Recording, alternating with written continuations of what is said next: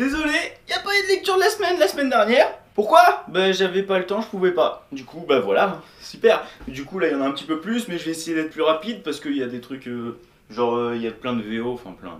Il y a un peu de VO. Et ça sera pas dans l'ordre je pense, parce que là il y a deux.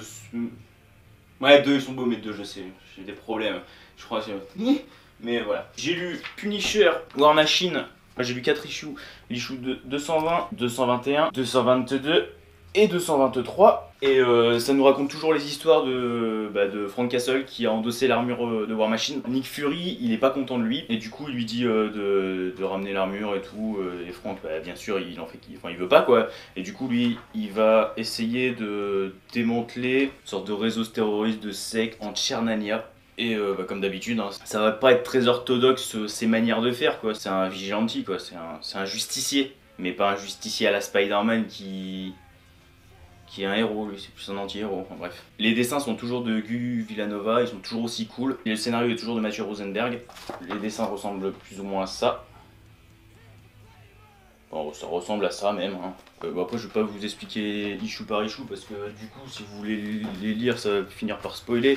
Mais genre, il va rencontrer d'autres personnes qui ont des armures comme lui, qui travaillaient à la base au Shield, qui ont été plus ou moins renvoyés du Shield et qui du coup ont retrouvé du boulot en Tchernania par un certain, comment il s'appelle ce con, par un certain Petrov que Frank cherche à éliminer et qui serait le dictateur de cette nouvelle religion, secte, voilà. Après Frank il va arriver, il va lui arriver des trucs, on va pas savoir s'il sera mort, l'armure elle va être bizarre. D'ailleurs, dedans, ça m'a fait bizarre, mais il y a de l'humour, genre, il y a de l'humour, c'est de l'humour noir, mais noir, c'est même pas noir, mais c'est genre le Punisher. Parce que t'as Nick Fury qui justement peut parler à Frank Castle par le biais de l'armure. Et genre, Frank il fait à l'armure. Le premier des deux qui arrive à couper la connexion de l'autre a gagné. Et genre, l'armure elle est là, mais si je gagne, qu'est-ce que je gagne? Et là Frank il commence à compter 1, 2, et au bout de 2, plus rien. Du coup l'autre est là, j'ai gagné. Putain mais je trouve ça complètement, ça m'a fait marrer d'annoncer des villes quoi. Du coup ouais, il va se battre contre ces autres personnes avec des armures comme la sienne. Et l'issue 223 c'est plus ou moins la fin de l'arc War Machine. Enfin c'est pas la fin de l'arc War Machine mais c'est la fin de son périple en Tchernania on va dire. Voilà pour le Punisher. Après j'ai lu les tomes de Moon Knight, les issues 193. Pourquoi ils sont pas dans l'ordre? 191, 192 et la 193 que je vous ai montré tout à l'heure. Le 191 c'est la suite directe au 190 où Mark, il y avait Sun King qui avait débarqué chez lui avec Bushman et d'autres personnes pour essayer justement de faire du mal à Frank. Putain mais pourquoi je vais l'appeler Frank? Faire du mal à Mark et à Moon Knight. Et du coup, en faisant ça, de faire du mal à Khonshu, de détruire Khonshu, c'est directement après. Et là, Mark, ça va pas lui plaire, du coup, il va essayer de les défoncer. Les dessins ressemblent à ça. Ils sont de Jaqen Burrows et le scénario est de Max Bemis. Et les dessins, ils sont. Après, ce genre de dessin, j'aime bien. Mais pour l'univers de Moon Knight, je trouve que ça va pas du tout. Je sais pas pourquoi. Après, il y a certains trucs qui sont, où ça rend super bien, mais je trouve que c'est pas. Genre là, Bushman, sans son visage, je sais pas, pour moi, il fait trop lisse, il fait trop propre par rapport à ce qu'il devrait être. Là, il va se battre dans sa maison, il y a sa femme qui va se faire enlever. À la fin de cette issue, on voit Jean-Paul qui est en mode, tu te dis, what the fuck? Et quand tu arrives sur celle-là, tu fais ah, ok, c'était pour rire. Bon, là-dedans, qu'est-ce qu'il y a? Là, il va plus ou moins essayer de se venger du fait que et de rechercher, d'arriver à rattraper sa femme. Et ça, c'est le dernier tome. C'est la fin du run de Bemis et Burrows. Et là, il y a Mark qui combat contre Sun King. Et à la toute fin, on voit une personne et je vois pas qui c'est en fait. Une personne qui a qu'un seul œil, qui est toute balafrée. On dirait Deadpool en bizarre. Et je crois que c'est la semaine prochaine il y a un... il y a le prochain run sur Moon Knight qui arrive. La cover, là, elle me donne un peu plus envie. Et je verrai bien ce que ça va donner, quoi. Mais si les dessins sont comme ça me va pour du Moon Knight. Du coup, voilà pour la VO. C'est du Marvel, hein, bien sûr. Punisher, j'aime beaucoup. Et Moon Knight, là, ces 3 dernières issues, ça remontait, enfin surtout les... Oh sinon les 3 dernières, ouais. Ça remontait le niveau de ce que j'avais lu avant, qui m'avait pas vraiment plu. Mais bon, c'est quand même pas au niveau de ce que Lemire a fait, ou de ce que Warren Ellis a pu faire.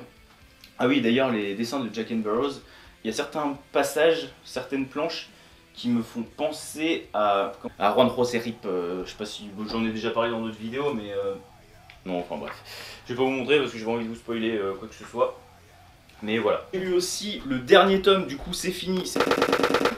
C'est un manga, c'est chez Big Kana, c'est le dernier tome de I Am a Hero. C'est toujours Hiro, on suit toujours les aventures des personnages, et surtout Hiro, qui est le héros qu'on suit depuis le tout début de l'aventure. C'est écrit et dessiné par Kengo Hanazawa, et c'est la suite directe du tome 21 du coup. C'est du manga réaliste. C'est le genre de dessin de manga que je kiffe à mort, quoi. Et j'ai pas trop envie de vous parler de ce qui se passe parce que j'ai pas envie de spoiler, mais vers à la fin, ouais, les un dernier, vers les 3/4 du manga, genre ça c'est toute l'histoire avant qu'elle finisse, on va dire, et ça c'est le reste. Et tout ça, tu te dis, enfin, moi au début j'étais là, what? Hein?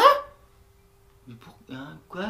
Puis après j'ai rigolé, et mais la toute fin, je trouve qu'elle est bâclée. Mais parce que, enfin je sais pas, oui elle est bâclée, c'est le mot.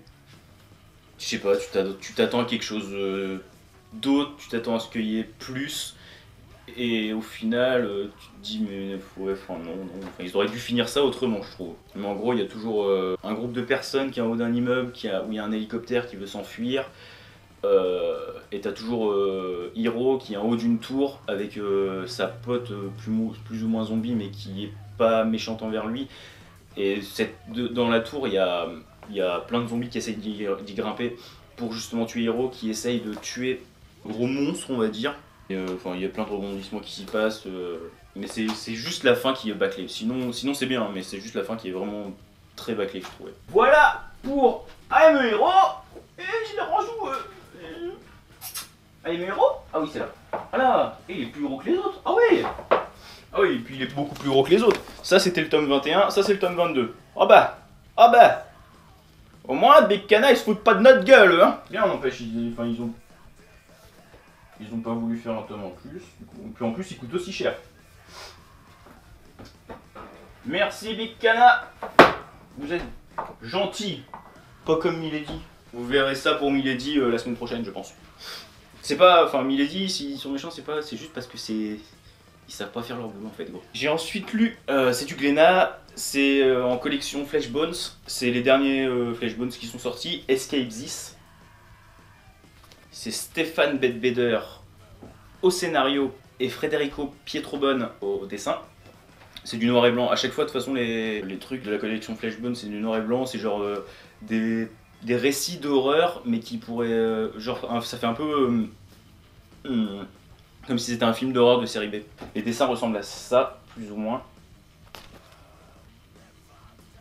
Et je sais pas si vous voyez ce que c'est un escape game, donc des escape rooms. Et ben là, en gros, c'est plusieurs personnes qui sont dans un truc comme ça géant. D'ailleurs, il y a une personne, je vais vous montrer. Vous voyez Mister Robot? Je sais plus le nom de l'acteur. Mais je suis désolé, il lui ressemble à mort. Il y a 5 personnes, au tout début on les voit, on sait pas justement s'ils sont morts, enfin on les voit avoir des accidents, on les voit avoir des accidents, s'infliger la mort, on va dire ça comme ça, et on les retrouve dans une pièce toute blanche, tous ensemble, ils se connaissent pas d'Adam ni de Ève, et ils se demandent ce qu'ils font là. Et ils ont des instructions, et il y en a une qui commence à faire on doit être dans un escape game et tout. T'en as une qui Elle sait qu'elle est morte. Voilà. Il est où, lui? Je suis désolé. C'est lui. C'est exactement lui. Je vous mets une photo juste à côté, c'est le même. Et du coup, ils vont devoir résoudre plusieurs énigmes. Et heureusement que dans le lot, il y a une meuf qui est assez intelligente. Oui, parce que c'est deux filles et un mec, deux filles et deux mecs. Oui, j'ai dit qu'il y a 5 personnes, mais il y a une autre personne aussi. Et celle-là, on la découvre tout à la fin. Et au fil de l'histoire, en fait, toute l'histoire, elle est coupée, on va dire, par des passages qui se passent dans le passé. Et ces passages, au début, t'es là, tu vois ça, tu fais what? Pourquoi? C'est quoi le rapport avec tout ça? Et à la fin, tu comprends pourquoi. Tu comprends quel est le rapport, et tu te dis ah ouais, d'accord. Et voilà. Et au final, ils ont quand même un lien, et ce lien, on le découvre, parce que oui, ils se connaissent pas d'Adam et de Ève, mais ils ont quand même un truc en commun qui fait qu'ils ont quand même un lien entre eux. Enfin, c'est compliqué, mais il faut le lire pour comprendre. Mais je savais pas du tout à quoi m'attendre, j'étais assez sceptique. Ça, des deux qui sont sortis, c'est celui qui me disait le moins en lisant le synopsis. Et au final, je crois que c'est celui que j'ai le plus aimé, parce que j'ai trouvé ça vraiment cool.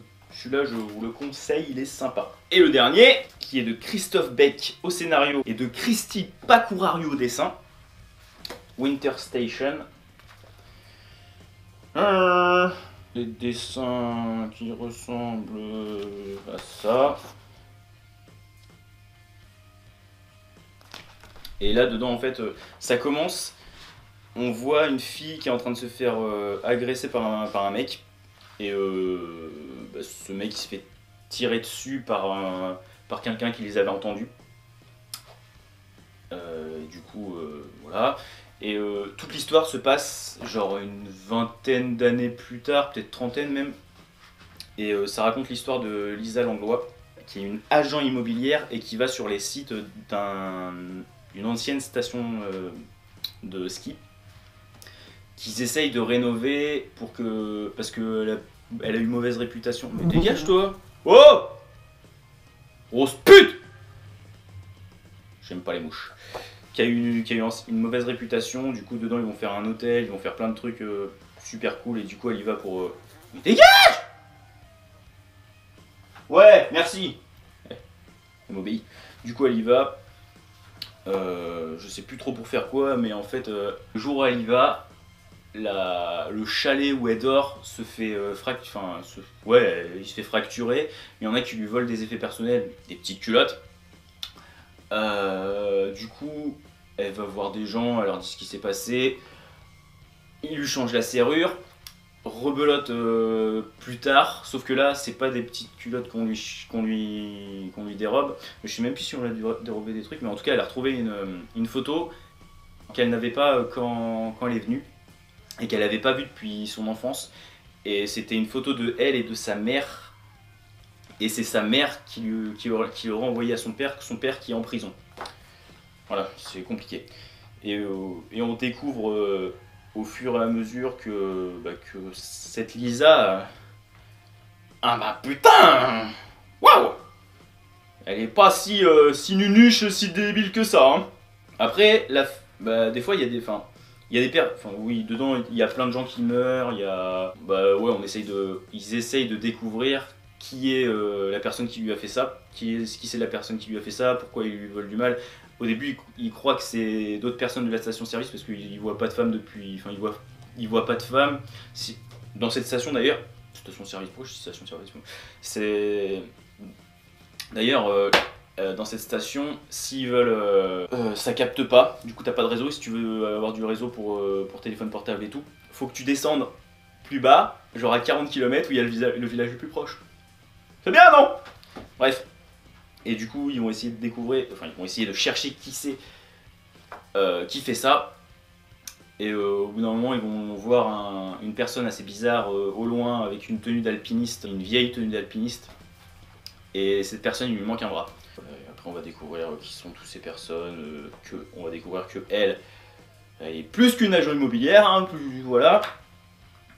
Qu'il y a plein de secrets sur sa famille et sur cette station. et que le tout début, au final, a une importance par rapport à la fin.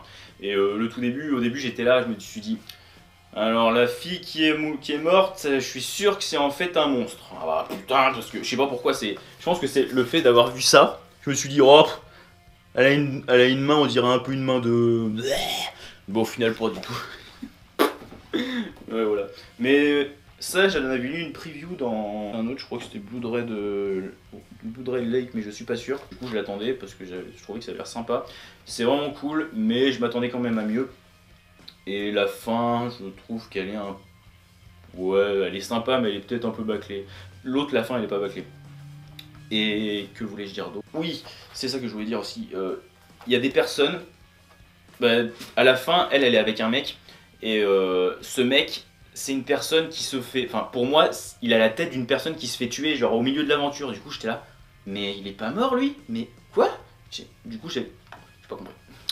Et du coup, voilà, les visages de certaines personnes se ressemblent. Du coup, c'est génial! Mais enfin, ça, il n'y a pas que là-dedans que ça me fait. Hein. Et du coup, bah, c'est fini pour cette semaine. Comme d'habitude, vous pouvez lâcher le pouce bleu des familles, vous abonner, regarder ce que j'ai fait avant. Et hasta la muchos! Je vous emmerde? Je rentre dans mon cercueil.